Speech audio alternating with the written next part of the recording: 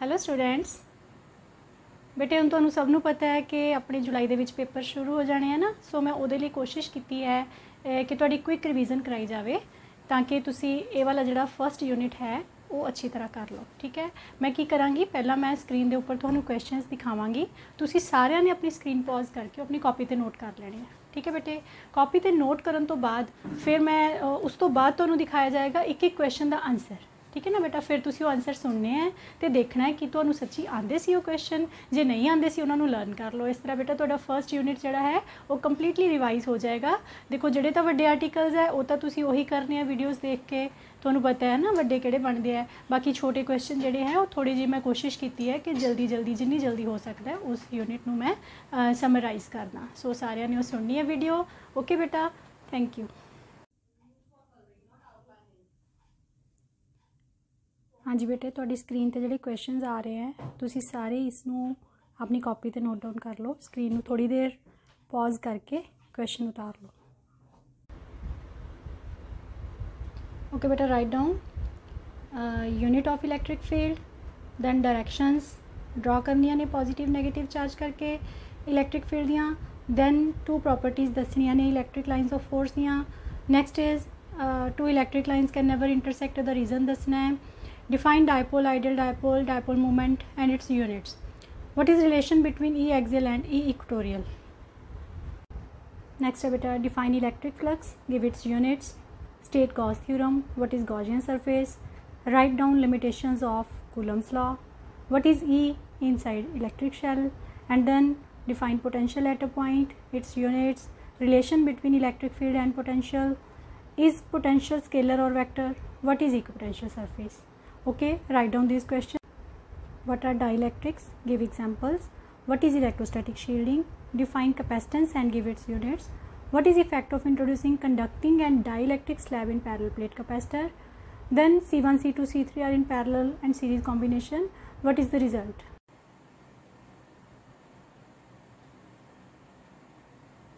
हाँ जी बेटे, हुण देखो अपनी कॉपी कोल रख लो तुसी। क्वेश्चन नंबर 1 नंबर 2 मैं बोली जावांगी तो उहदे आंसर मैं करांगी तुहानूं किस तरह तुसी पेपर दे विच ये वाले क्वेश्चन अटैम्प्ट करने हैं। फर्स्ट क्वेश्चन है बेटा, define charge, its two properties and units, मतलब अबाउट चार्ज। जिहड़े पहले क्वेश्चन है बेटा वो मैं फर्स्ट चैप्टर दे विचों ही लए ने। ठीक है, वो फर्स्ट चैप्टर दे विचों फर्स्ट यूनिट का फर्स्ट चैप्टर किन्ने छोटे क्वेश्चन सिर्फ तुहाडी रिवीजन करवाउण वास्ते कि तुसी किन्नी डीपली उन्होंने स्टडी किया होया। ओके, चार्ज क्या है पहला तो इन्हूं डिफाइन करो, its two properties and its units. Okay, so charge क्या है तुसी सारिਆਂ ने पढ़िया होया है। Charge is the physical quantity which is responsible for the flow of current. Okay, no its units, unit सबने याद रखने हैं। ऐसे यूनिट क्या होंगे है बेटा, दैट इज़ कूलम। ओके, ये याद रखने एक एक नंबर से क्वेश्चन बन जाते हैं। उस तो बाद है दियाँ कोई दो प्रॉपर्टीज़ तो बहुत सारिया तुसी कीतियां होईयां ने। कोई टू प्रॉपर्टीज़ तुसी लिख सकते हो, दैट इज़ तुसी लिख दो like charges repel each other and unlike charges attract each other. Okay, ये वाली प्रॉपर्टी होगी। सैकेंड प्रॉपर्टी जी है तुसी लिख सकते हो charge is additive in nature, charge is additive. Okay, otherwise you can write down quantization अलग क्वेश्चन बन जाता है। सो मैं ये नहीं इंट्रोड्यूस किया। तुसी कोई दो प्रॉपर्टीज़ याद रखनिया नहीं। ठीक है, कंजर्वेटिव है, एडिटिव है, लाइक चार्जेस क्या करते हैं। उस तो बाद है अपने को second question, if charge on a body is 1 coulomb find the number of electrons in that body. बेटा ये बड़ा इंपॉर्टेंट क्वेश्चन है। देखो की होंदा है तुहाडे कोल, charge is given, second question जिहड़ा है charge is given 1 coulomb and we have to find number of electrons. कोई फॉर्मूला जिहड़ा तुसी स्टडी किया है जिहदे विच क्यू ते एन दा रिलेशन आंदा होवे, that is quantization is equal to is given by q is equal to plus minus ne. So we can find n by q upon e. q is 1 coulomb and e all of you know about e, that is charge on electron. So we get the number, तुसी इनू solve करके दा answer लिख लेना 6.25 into 10⁻18। Okay बेटा, इन्ने इलैक्ट्रॉन्स जिहड़े है इन्ने नंबर ऑफ इलैक्ट्रॉन्स उस बॉडी च होणगे जिहदे कोल 1 कूलम चार्ज है। समझ आ गई बेटा सारिਆਂ ਨੂੰ। थर्ड क्वेश्चन है, what is quantization and it's cause. Quantization क्या है ये असी कर चुके हैं। क्वांटाइजेशन होंदा है किसी बॉडी ते, कोई भी बॉडी है अगर तुहाडे कोल उस ते चार्ज है। ठीक है। तो वो चार्ज की वैल्यू कितनी होएगी, it is always equal to integral multiple of, किसका इंटैग्रल मल्टीपल होएगा, integral multiple of charge on electron. Okay, so quantization की डेफिनेशन जे एक नंबर चाहता है, तुसी भुल गए पूरी स्टेटमेंट लिखना, you can write down Q is equal two plus minus NE, it is sufficient for 1 mark. Okay, what is cause of quantization, हुण इहदा कारण की है वो तुहानूं पता है सारिਆਂ ਨੂੰ कि इलैक्ट्रॉन जिहड़ा फ्रैक्शन दे विच तां हो नहीं सकता कि मैं एक बॉडी नूं अद्धा इलैक्ट्रॉन दे दां, किसी नूं 1.5 इलैक्ट्रॉन दे दां, it is not possible. Electron अगर शिफ्ट करेगा तो वो 1 2 3 दे विच ही शिफ्ट करेगा, ठीक है बेटा। सो अगर तुसी इलैक्ट्रॉन नूं फ्रैक्शन दे विच करन दी कोशिश करो तो नहीं जाएगा। It is the basic cause of quantization. Okay, that electron can be transferred only in whole number, not in fraction. So next question है state Coulomb's law. Coulomb's law की स्टेटमेंट तो सब नूं आंदी है। कूलम्स ला की हुंदा है, force is equal to that is F is equal to के असी 1/4 पाई एप्सिलॉन नॉट ही लिख लेने हैं, Q1 Q2 upon R square. For 1 mark तुसी सिर्फ इन्ना ही लिखना है। अगर 2 मार्क्स का है तो तुसी की लिखोगे, force between 2 point charges placed at some distance R is directly proportional to product of charges and inversely proportional to square of distance between 2 charges. Clear बेटा। सो ये सारे ने लिख लेना है कॉपी ते। उस तो बाद आ जाएगा क्वेश्चन इस दे विच Coulomb's law define relative permittivity. What is relative permittivity? Relative permittivity क्या होंदी है बेटे, वो भी तुहानूं सारिਆਂ ਨੂੰ पता है। परमिटिविटी तो तुसी सब ने की हुई है। ओके बेटा, क्वेश्चन नंबर 5 है define relative permittivity. What is relative permittivity? It is the ratio of absolute permittivity of medium to absolute permittivity of vacuum. Okay, ये तुसी सारिਆਂ ने याद भी रखनी है डेफिनेशन अगर 1 नंबर आ जाए। जे ये रिलेटेड न्यूमेरिकल आ गया बेटा, जिहड़ा तुसी फोर्स करते हो, force is equal to 1/4 pi epsilon naught की वैल्यू तुहानूं पता है। Okay, so Q1 Q2 upon R square. मान लो तुहानूं न्यूमेरिकल दे विच Q1 Q2 गिवन है, R गिवन है, then you can find F, ठीक है ना। अगर तुसी फोर्स फाइंड आउट कर ली, बट तुहानूं पुछया होया कि मीडियम दे विच ओहदी फोर्स कितनी होएगी 2 चार्जिस दे विचकार, एंड उस मीडियम की परमिटिविटी गिवन होएगी या मीडियम की नहीं गिवन होएगी तो रिलेटिव परमिटिविटी गिवन होएगी। सुपोज कर लो जे तो मीडियम की गिवन है, इत्थे एप्सिलॉन M पुट करो तो तुसी 4 पाई की वैल्यू अलग करके औखा हो जाना थोड़ा जिहा। अगर तुहानूं रिलेटिव परमिटिविटी गिवन है बेटा, ठीक है, रिलेटिव परमिटिविटी जिन्नी भी है, मान लो K करके तुसी नोट कर ली, ठीक है ना। हुण तुसी एप्सिलॉन M कढ़ सकते हो, that is equal to K into epsilon naught, ठीक है। सो असी F किद्दां कड्डांगे फिर, force in case of medium is equal to 1/4 pi epsilon naught, sorry epsilon M पहला लिखांगी, उस तो बाद Q1 Q2 upon R square. इन्ना क्लीयर हो गया। जो भी न्यूमेरिकल आया पहला तुसी अगर मीडियम की गल हो रही है तो मीडियम का ही फॉर्मूला लिखोगे। हुण एप्सिलॉन M की है, तुहानूं रिलेटिव परमिटिविटी पता है, तुसी इहदी टर्म्स दे विच इत्थे पुट कर देना 4 पाई epsilon not into K into epsilon not लिख लो या एप्सिलॉन नॉट इंटू K लिख लो, सेम ही चीज़ है, Q1 Q2 upon R square. Clear. हुण तुहानूं ए वाली वैल्यू पता है ना सारिਆਂ ਨੂੰ। उस तो बाद K तुहानूं गिवन होएगा, वाटर है या कुछ है, किसी दी 80 है, किसी दी 30 है, इस तरह रिलेटिव परमिटिव गिवन होएगी न्यूमेरिकल दे विच, Q1 Q2 R square given होणगे। इट मीनस कि जे तुसी आ सारी फोर्स कैलकुलेट कर लैंदे हो, ये तो फोर्स इन वैक्यूम ही बनती है ना। डिवाइडेड बाय कर दो डाइलैक्ट्रिक कॉन्सटेंट जिहड़ा तुहानूं दित्ता रिलेटिव परमिटिविटी। ओके, जे तुसी उहनूं रिलेटिव परमिटिविटी नाल डिवाइड कर दिंदे हो तो मीडियम की फोर्स अपने आप आ जाती है, ठीक है बेटा। यदा मतलब तुहाडे कोल K दी एक होर डेफिनेशन आ गई, K दी कह लो या एप्सिलॉन R कह लो। Epsilon R is equal to FV upon FM। अगर तुहानूं वैक्यूम च फोर्स पता है चार्जिस दे विच कितनी है तो मीडियम कितनी होएगी, तुसी एप्सिलॉन R ने डिवाइड करके कढ़ लेनी है। अगर एप्सिलॉन R कढ़ना है, दोनों फोर्सेस गिवन है तो तुसी दोनों की रेशो इस तरह कर लेनी है। हुण बेटा ये कन्फ्यूजन नहीं क्रिएट करना कि जिहड़ा epsilon R in terms of permittivity लिखते हैं, उस case they which permittivity in medium ऊपर रखना है, परमिटिविटी इन वैक्यूम नीचे रखना है। जदों इन टर्म्स ऑफ फोर्स करना है तो फोर्स इन वैक्यूम ऊपर रखना है, फोर्स ऑफ मीडियम जिहड़ी है वो नीचे करनी है। ठीक है, फिर तुसी डिवाइड करना है। इस तरह के छोटे छोटे न्यूमेरिकल्स हो सकते हैं पेपर च होण, तुसी 2-4 वैल्यूज़ अपने कोलों लैके करके देख लो। जे बुक्स अवेलेबल है तुहाडे कोल तां बुक्स दे विचों कर सकते हो न्यूमेरिकल बेटा। उस तो बाद है value of epsilon naught and its units and dimension. ठीक है, जे तुहानूं क्वेश्चन आ जाता है राजे एप्सिलॉन नॉट दे यूनिट डिराइव करो, डायमेंशन डिराइव करो, है ना, तो वो तुसी किस तरह करने हैं अपने आपां तां फस्ट चैप्टर दे विच अपने कूलम ला नूं छड्डना नहीं है। ठीक है बेटे, सारे आंसर ऑलमोस्ट कूलम्स ला चों निकली जाने हैं। सो जदों तुहानूं क्वेश्चन आ गया, 6th क्वेश्चन है value of epsilon not, value of epsilon naught and its units and dimension, units and dimensions. So epsilon naught is equal to 8.854 into 10 raised to minus 12। हुण इहदे यूनिट्स किस तरह बनाने हैं, इहदे डायमेंशन किस तरह करने हैं, वो मैं तुहानूं दसनी। असीं इत्थे यूनिट लिखांगे। देखो पहला तुसीं फोर्स दिमाग च रखनी है, that is 1/4 pi epsilon not Q1 Q2 upon R square.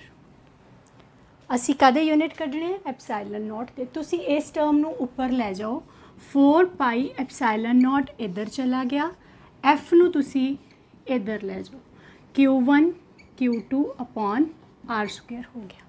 Now you can easily derive units and dimension. देखो यूनिट्स की बननगे हुण, एप्सिलॉन 4 पाई दे तां कोई यूनिट्स है ही नहीं, कॉन्सटेंट क्वांटिटी है। जिहड़े हुण मैं यूनिट्स लिखांगी एप्सिलॉन नॉट दे ही होणगे। देखो 1/4 फोर्स दे यूनिट न्यूटन पता है सारिਆਂ ਨੂੰ। चार्ज का यूनिट किनू याद है, हुणे करके चुके असी, शाबाश, that is coulomb. So it is coulomb square and are the unit तो दसन की जरूरत ही नहीं है। मीटर डिस्टेंस तो सबनों पता है मीटर होंगे है। हुण अगर असी इनू इकट्ठा करके लिखिए तो की बननगे, यूनिट्स बननगे कूलम स्क्वेयर पर न्यूटन पर मीटर स्क्वेयर। सो मैं इत्थे यूज़ करांगी कूलम स्क्वेयर पर न्यूटन पर मीटर स्क्वेयर। क्लीयर है बेटा सारिਆਂ ਨੂੰ। जिस तरह असी यूनिट कढ़ ले उस तरह असी डायमेंशन कढ़ लेने हैं। डायमेंशन की करांगे हुण, तुसी सारिਆਂ ने +1 डायमेंशन पढ़े हुए हैं। हुण मैं इत्थे डायमेंशन लिखांगी। चार्ज के डायमेंशन की होंगे बेटा A × T। ओके, 2 बारी है तो इसका स्क्वेयर कर दो। डिवाइडेड बाय फोर्स के डायमेंशन की होंगे है mLT-2। Okay, mass into acceleration.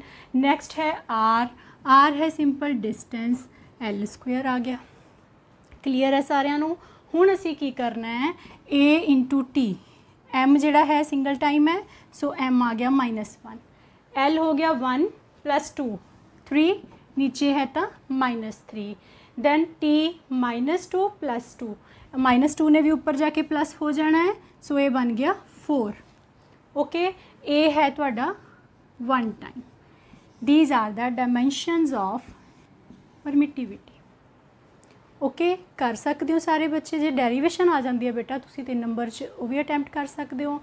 जे सिंपल पूछ लिया तुहानू कि फिल इन द ब्लैंक करो तो इस चीज़ मैनू लगता है कि इनू रट्टा लगाना बहुत औखा है, तो तुसी सारिਆਂ ने इस चीज़ नू प्रैक्टिस कर लेना है। तो इनू फटाफट कढ़ के आप एक भी नंबर नहीं छड्डना अपने पेपर दे विच, इनू जरूर लिख के आना है। आगे है बेटा principal of superposition. Principal of superposition तुहानू सारिਆਂ नू ही पता है। ਇਹਦੇ ਵਿੱਚ ਕੀ ਹੋਏਗਾ, प्रिंसीपल ऑफ सुपरपोजिशन। इस केस ਦੇ ਵਿੱਚ ਤੁਹਾਨੂੰ सिस्टम ऑफ चार्जिस गिवन होंगे है ना। तुसी सिस्टम ऑफ चार्जिस करके किसी एक पॉइंट के उपर फोर्स कढ़नी होंगी है, तो वो फोर्स कादे बराबर होएगी। अगर मैं 7वें क्वेश्चन की गल करा, 7th क्वेश्चन है what is principle of superposition. It states that total force at a point charge लिख लो due to number of charges in a system is equal to algebraic sum of all the forces exerted by individual point charges on that charge। जिहड़े भी charge ते तुसी force कढ़नी हो बेटे, मान लो तुहानू सिस्टम च Q1 Q2 2 चार्जिस दिते हैं, ਤੁਸੀਂ Q1 ਦੇ ਕਰਕੇ Q0 ਤੇ ਕਿੰਨੀ ਫੋਰਸ ਲੱਗੀ ਉਹ ਤੁਹਾਨੂੰ ਗਿਵਨ ਹੈ, F1 ਕੱਢ ਲਿਆ है ना। फिर तुसी F2 ਕੱਢ ਲਿਆ, 2 करके किन्नी इदां ही करते करते असी जिन्ने भी सिस्टम ਦੇ ਵਿੱਚ चार्जिज है ਸਾਰਿਆਂ ਦੀ ਫੋਰਸ ਆਪਾਂ ਪਤਾ ਕਰ ਲੈਣੀ ਹੈ। ਤੇ ਸੁਪਰਪੋਜੀਸ਼ਨ ਕੀ ਕਹਿੰਦਾ ਹੈ, ਜਦੋਂ ਸਾਰਿਆਂ ਨੂੰ ਐਡ ਕਰੋਗੇ we get the total force. Okay, so it is summation of Fi, I varies from 1 to n, जिन्ने भी चार्जिस दिते। ठीक है बेटा, दूर दूर चार्जिस पे है, पहला एक चार्ज की फोर्स कढ़ लो उस ते जिस ते कढ़ना चाहते हो, फिर दूजे की कढ़ लो, तीजे की कढ़ लो। इस तरह तुसी ये उपर सारिਆਂ ਨੂੰ सम करके टोटल फोर्स भी कढ़ सकते हो। ठीक है बेटा, उस तो बाद है चैप्टर 2 बेटा स्टार्ट हो जाता है अगे। चैप्टर 2 ਦੇ ਵਿੱਚੋਂ क्वेश्चन ਕਿਹੜੇ निकल रहे हैं। Units of electric field intensity, ये क्वेश्चन बेटा दो तरह के नाल आ जाता है। कई बार तो यूनिट ही लिखे होंगे हैं तो पूछ लेंगे है किस क्वांटिटी के यूनिट ने, है ना। सो अगर तुहानू पूछया होया है what is unit of electric field intensity, तुहानू सारिਆਂ ਨੂੰ ਇਹਦੀ डेफिनेशन याद होनी चाहिए है। It is force per unit test charge, है ना। सो यूनिट की बन गया है, फोर्स दे न्यूटन, चार्ज दे coulomb, we get newton per coulomb. Clear है सारिਆਂ ਨੂੰ। ठीक है बेटा, ਹੁਣ ਤੁਸੀਂ मतलब किसी भी चीज़ तो डरना नहीं है। ਜਿਹੜੀ चीज़ ਤੁਸੀਂ स्टडी की हुई है ਉਹਦੇ ਨਾਲ रिलेटेड क्वेश्चन ही होंगे ने, ये नहीं कि कुछ बाहरों आ जाता है, नहीं। ये ਹੁਣ ਤੁਸੀਂ अपनी कॉमन सेंस, अपना ब्रेन सारा कुछ यूज़ करना है पेपर ਦੇ ਵਿੱਚ कि ਅਸੀਂ किस तरह ਇਹਦਾ आंसर देना है। ਹੁਣ ਤਾਂ ਤੁਹਾਡੇ ਕੋਲ टाइम भी है ना, कोई इदां नहीं है कि ਤੁਸੀਂ ਹੁਣੇ ਹੀ देना है या ਤੁਹਾਡੇ सिर ते कोई खड़ा है। ਤੁਸੀਂ अपना सोच के आंसर कड्डो, दो की पता ਤੁਸੀਂ कुछ नवा ही क्रिएट कर दो, है ना बेटा। सो कोशिश करते रहना सारिਆਂ ने। नैक्सट है direction of electric field due to positive and negative charge, उन्होंने रिप्रजेंट करना है बेटे। जे मैं पॉजिटिव चार्ज की गल करा, पॉजिटिव चार्ज की गल करा, मैं तुहानू बहुत बार दस्सिया बहुत सारिया वीडियोज़ दे विच कि अवे फ्रॉम पॉजिटिव चार्ज होंदी है। जदों तक चार्ज के नेड़े नेड़े की गल करते हैं तो फील्ड जिहड़ी है स्ट्रोंग होंदी है, जिद्दां ही असी दूर जाई जाना है फील्ड थोड़ी जी वीक होई जानी है। ओके, सो उन्होंने इस तरह रिप्रजेंट करना है। ठीक है, अगर नैगेटिव की गल करिए तो की होएगा, arrows towards the negative charge. Electric field जिहड़ी है वो हमेशा पॉजिटिव तो नैगेटिव वाल होंदी है। अगर चार्ज के नेड़े है तो वो स्ट्रोंग होएगी, चार्ज तो दूर है तो की हो जाएगी, वीक हो जाएगी। क्लीयर है बेटे सारिਆਂ ਨੂੰ, इस तरह ड्रॉ करके आना है। उस तो बाद है next question, properties of electric lines of force. Electric lines की है बेटा, रिप्रजेंटेशन है ना इलैक्ट्रिक फील्ड की, असी किस तरह करते हैं इलैक्ट्रिक फील्ड को रिप्रजेंट। तो वह कोई दो प्रॉपर्टीज़ लिखो। प्रॉपर्टीज़ तो तुसीं बहुत सारियां कीतियां, सारियां ही लर्न करके रखनियां ने। वैसे तो फिर भी तुहानूं एक कई बच्चों को यह होंदा भी असी थोड़ा जिहा याद कर सकते हैं, असी थोड़ा ही याद करना है। तो तुसीं मेन प्रॉपर्टीज़ थोड़ियां दिमाग च रखियो। एक तो हमेशा पॉजिटिव तो नैगेटिव वाल चलदियां ने। ठीक है बेटा, इलैक्ट्रिक फील्ड और electric lines of force move from positive charge to negative charge, पहली प्रॉपर्टी ये हो गई। दूसरी प्रॉपर्टी है two electric lines can never intersect, कदे भी एक दूजे नाल कट्टणगियां नहीं। ये क्वेश्चन ना कला भी बहुत बारी आता है। सो जो भी तुसी याद करते हो, कोई दो तुसी चार विचों कोई दो चीज़ां याद करनी है तो उही दो चीज़ां करो जिहड़ियां अगे होर क्वेश्चन दे दिंदियां ने तुहानूं, है ना। ये दो पॉइंट याद रह जाएंगे सारिਆਂ ਨੂੰ। एक तो दो लाइन आपस च कटदियां नहीं है, दूसरा ये पॉजिटिव तो नैगेटिव वाल चलदियां ने। ठीक है बेटे, अगला क्वेश्चन ये नाल ही बन जाता है, two electric lines of force can never intersect why. हुण दो लाइन्स असी बोलिया कि नहीं कटदियां, क्यों नहीं कटदियां बेटे, क्यों नहीं कट्टणगियां दो लाइन्स? कोई बच्चा आंसर दे सकता है? देखो, जिन्होंने सारिया प्रॉपर्टीज़ पढ़िया है, पहला प्रॉपर्टीज़ वाली वीडियो देखी हुई है बेटा, उहदे विच की होएगा जदों मान लो कोई इलैक्ट्रिक लाइन ऑफ फोर्स है। ठीक है, जे मैं इस पॉइंट के उपर टेंजेंट ड्रॉ करा, टेंजेंट ड्रॉ करिए तो वो सानू इलैक्ट्रिक फील्ड की डायरैक्शन देगा। सुपोज करो कि दो लाइन्स कट गई आपस च, आ पॉइंट ऑफ इंटरसेक्शन है। Now we can draw two tangents at the point of intersection. हुण इस पॉइंट ते अगर तुसी इलैक्ट्रिक फील्ड की डायरैक्शन दसना चाहोगे तो वो इधर इहदा टेंजेंट इधर बन गया, इस लाइन का टेंजेंट इधर बन गया, दो टेंजेंट हो गए। इट मीनस एक पॉइंट ते इलैक्ट्रिक फील्ड दी दो डायरैक्शनस आ गई। क्या पॉसीबल है? नहीं पॉसीबल। यही चीज़ असी आंसर च लिखनी है। असी लिखांगे let us consider two electric lines of force intersect with each other. Okay, if it is so, then at the point of intersection there are two tangents. Okay, it means there are two directions of electric field at this point of intersection, which is not possible. So two electric lines of force can never intersect. Next question है बेटा, define dipole, ideal dipole, dipole movement, ਇਹਦੀ units dipole movement ਤੇ कोशिश की है। इन्हों विचों ये नहीं कि एक कोई क्वेश्चन आएगा, कोई भी क्वेश्चन आ सकता है विचों, ठीक है ना, एक दे विच इन्ना कुछ नहीं होएगा, ये बहुत सारे मतलब एक एक करके मैं थोड़ा जिहा क्विक करवान करके तुहानूं इस तरह दिता है क्वेश्चन। ये मान लो तुहानूं आ गया what is electric dipole, dipole क्या है बेटे, क्वेश्चन नंबर है ये सेकेंड चैप्टर का 5th क्वेश्चन है, इलैक्ट्रिक डायपोल। डायपोल की डेफिनेशन देनी है सिर्फ, ठीक है ना। तुसी जो थोड़ा लिखना होंदा है तो इस तरह लिखना है कि तुहानूं नंबर पूरे मिल जाए, कोई ऐसी गुंजाइश ना होए कि तुसी कुछ छड्डिया होया, मतलब क्योंकि जो फिजिक्स के विच ये गल बहुत वधिया है बेटे कि जिन्ने मार्क्स है ना उहदे हिसाब नाल ही आंसर देना है असीं। ये नहीं कि उत्थे पंजाबी दी तरह या कुछ भी लेंथ देख के किसी ने नंबर नहीं देने, तुहानूं टू द पॉइंट तुहानूं कंसैप्ट क्लीयर होने चाहिए, वो क्लीयर कर लो। सो डायपोल की है, जिथे भी तुसी देखोगे two equal and opposite charges separated by finite distance, that is dipole. Okay, dipole क्या है, डायग्राम बना दियो, नाल लिख दियो two equal and opposite charges separated by finite distance, it is क्या है, डायपोल। ठीक है, नैक्सट क्वेश्चन बन जाता है ये आइडियल डायपोल क्या है। हुण जे मैं चार्ज नूं वड्डा करी जावां, डिस्टेंस नूं छोटा करी जावां तो आइडियल डायपोल बन जाएगा एक जगह ते जाके। ठीक है, उस तो बाद आ जाता है डायपोल मूवमेंट। डायपोल मूवमेंट की होएगी, देखो डायपोल दे विच तां दो ही क्वांटिटीज़ है, एक है चार्ज, एक है डिस्टेंस, है ना बेटा। सो चार्ज ते डिस्टेंस नूं कर दो मल्टीप्लाई, तुहाडा आंसर की आ गया, डायपोल मूवमेंट। डायपोल मूवमेंट की होएगी P is equal to Q into 2A। होर क्वेश्चन आ सकता है कि डायपोल मूवमेंट वैक्टर क्वांटिटी है या स्केलर क्वांटिटी है। केड़ी क्वांटिटी है बेटा, वैक्टर क्वांटिटी है। वैक्टर क्वांटिटी क्यों है, क्योंकि दी डायरेक्शन होंदी है, डायरेक्शन किधर नूं होंदी है, from negative to positive charge. Okay, ये क्लीयर हो गया। इस तरह का कोई भी क्वेश्चन आए तो तुसी कर लेना। ये यूनिट्स अगर आ जान, यूनिट्स तो सारे बच्चों ने पहला चार्ज के यूनिट लिखने कूलम, फिर डिस्टेंस के लिखने मीटर।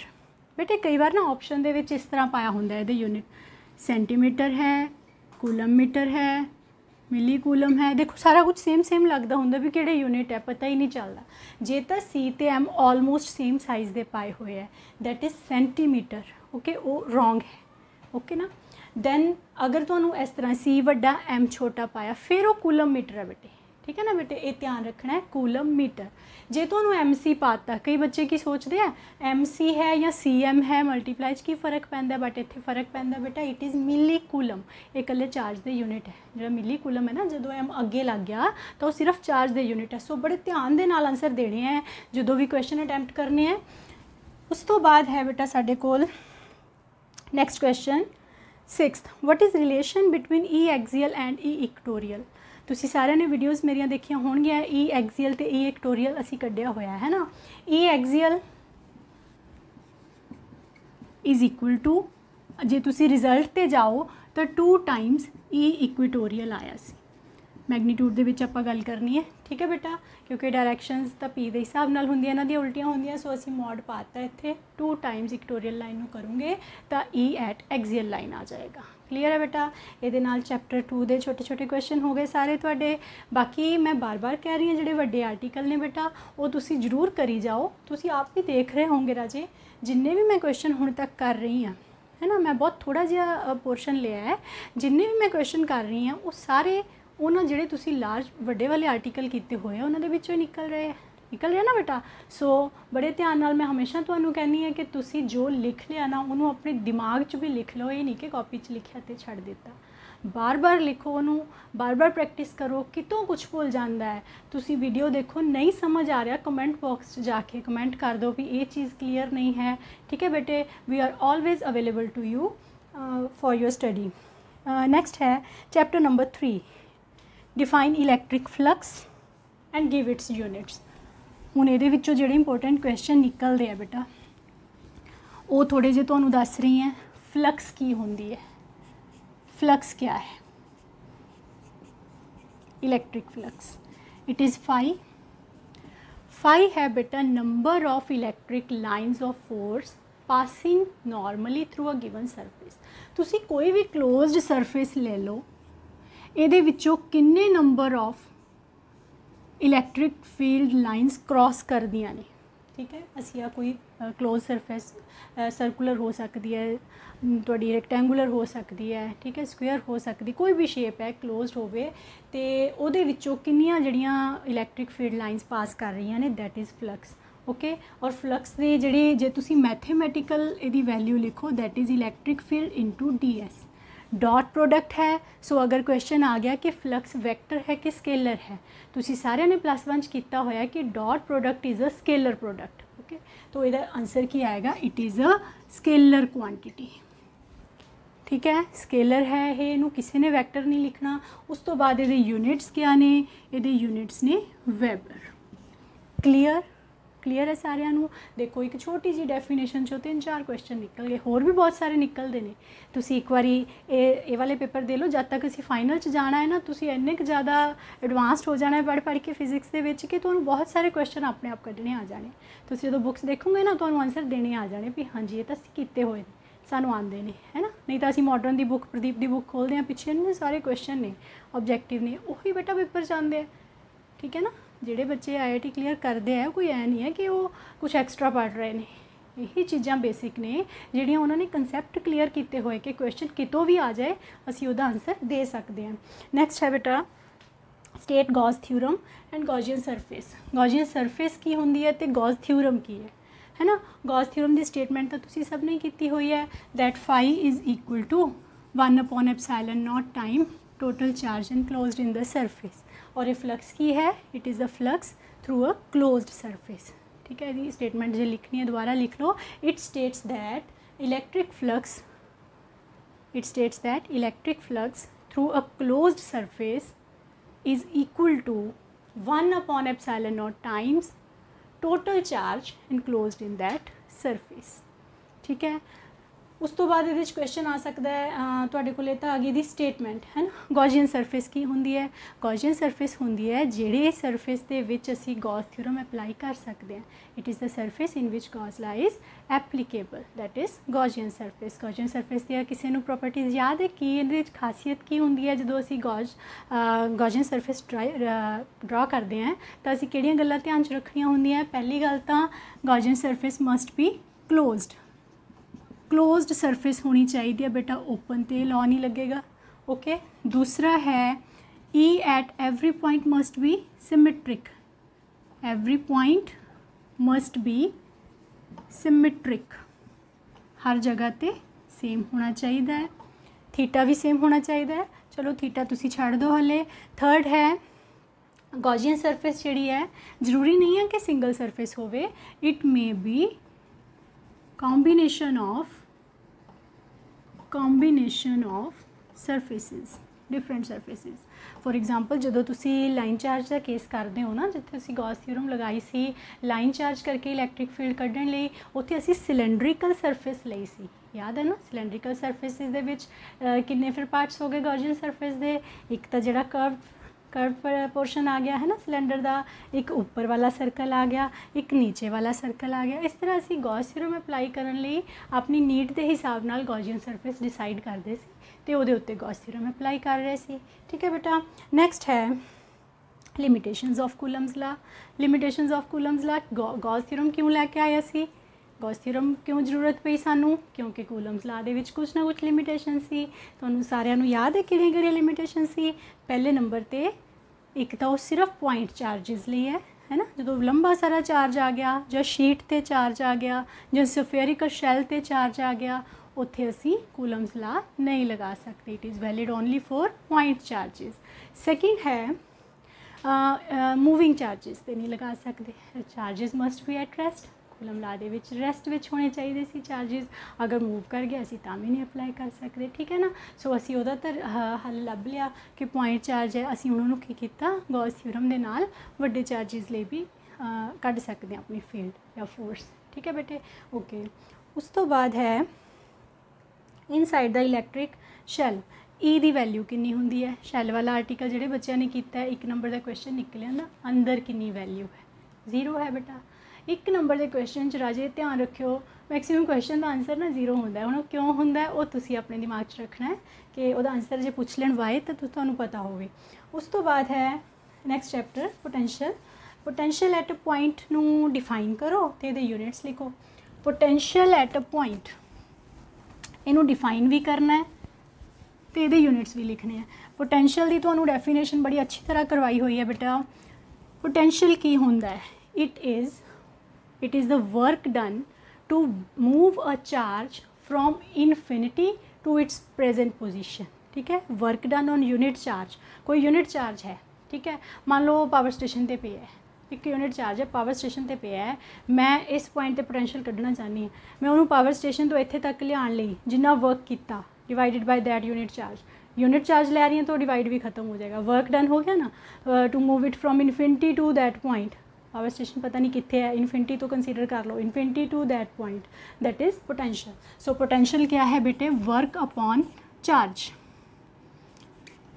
ठीक है, क्लीयर है। ये मैं तुहानूं छोटे छोटे सौखे करके दस रही हैं भी तुसीं किद्दां दिमाग दे विच रखने हैं। अदरवाइज़ तुसीं जिहड़े डिटेल्स वीडियो है, डिटेल वाली वीडियोज़ तुसीं देखिया होईयां ने, नोट्स उहदे तो बना लेने सारिਆਂ ने। हुण अपने दिमाग च आंसर देने लई कंसैप्ट किद्दां लैके आने, वर्क अपॉन चार्ज है, हो गया क्लीयर। उस तो बाद ये यूनिट्स पूछे हुए ने, यूनिट्स ये जाउल, ये कुलम, ये यूनिट है वोल्ट। जे तक कल्ले वोल्ट पूछे हुए ने 1 नंबर का कि ये यूनिट दसो, दैट इज़ वोल्ट ओवर। अगर डिफाइन वोल्ट आ गया तो किदा करूँगे, डिफाइन वोल्ट के विच तुहानूं 1 जाउल अपॉन 1 कुलम करना पैना। ओके, तो की लिखांगे असी, लिख सकते हो तुसीं सारे, potential at a point is set to be 1 volt if 1 joule work is done to move a point charge from infinity, to move a point charge की जगह तो 1 कूलम चार्ज लिख लो, to move a 1 coulomb charge from infinity to its present position। ठीक है बेटा, so ये तुहाडे volt की डेफिनेशन बन गई। नैक्सट है what is relation between E and V. Next question है ई एंड वी दे विच relation, E is equal to minus dV upon dr, that is electric field is negative of potential gradient। potential gradient जो ये article derive किया सी उहदे च तुहानूं दस्सिया सी, so it is negative of gradient of potential। ठीक है बेटा, ये लिख के आना तुसीं सारिਆਂ ने। बहुत बारी असीं यूज़ करते हैं V is equal to E into L, सो ये कंसैप्ट दिमाग च रखना है कि असीं क्यों यूज़ करते हैं। नैक्सट है बेटा वट इज़ इक potential, sorry potential is scalar और वैक्टर क्वांटिटी। पोटेंशियल जिहड़ा है ये स्केलर क्वांटिटी है। पहले चैप्टर दे विच असीं फोर्स कीती सी, force is a vector quantity. Electric field दूसरे च कीती, that is a vector quantity. Third आपां कर रहे हैं potential, potential is a scalar quantity, याद रखना है सारिਆਂ ने। उस तो बाद है what is equipotential surface and work done to move charge. Equipotential surface की होंदी है बेटे, ऐसी सरफेस जिहदे उत्ते हर जगह ते पोटेंशियल सेम होवे, potential is same at every point, that is equi potential, potential equal. ठीक है ना, वो एक पोटेंशियल सरफेस है। तो वर्क डन अगर असी करना होवे, मैं किसी चार्ज नूं एक पोटेंशियल सरफेस ते इत्थों चक के इत्थे लैके जाना है, ठीक है, जे मैं इत्थे लैके जाना है तो work is equal to potential difference into, work is equal to जिन्ना ये 2 पॉइंट्स दे विच पोटेंशियल डिफरेंस होएगा इनटू चार्ज। यही बनया ना फॉर्मूला, जे आपां देखिए तो हुण जब पोटेंशियल डिफरेंस ही नहीं हैगा बेटे, पोटेंशियल ही सेम है तो 0 ही हो गया। क्लीयर, सो ये तुहाडा आ गया 0। वर्क डन जो एक पोटेंशियल सरफेस से पूछते हैं तो वह आंसर तुसी की करना है 0।